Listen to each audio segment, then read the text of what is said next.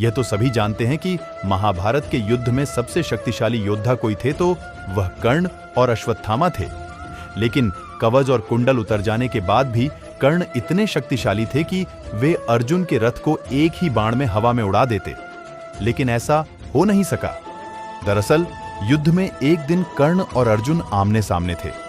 दोनों के बीच घमासान चल रहा था। ऐसे में जब अर्जुन का तीर लगने पर कर्ण का रथ 25 से 30 हाथ पीछे खिसक जाता और कर्ण का तीर से अर्जुन का रथ सिर्फ 2 से 3 हाथ ही खिसकता था, लेकिन फिर भी भगवान कृष्ण कर्ण की प्रशंसा करते नहीं थकते थे। ऐसे में अर्जुन से रहा नहीं गया और उसे पूछ ही लिया कि हे पार्थ, आप मेरी शक्तिशाली प्रहारों की बजाय उसके कमजोर प्रहारों की प्रशंसा कर रहे हैं, ऐसा क्या कौशल है उसमें?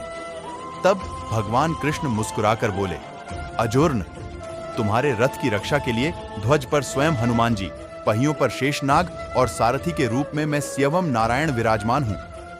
इस सब के बावजूद कर्ण के प्रहार से अगर ये रथ एक हाथ भी खिसकता है तो मानना ही पड़ेगा कि कर्ण में अद्भुत पराक्रम है।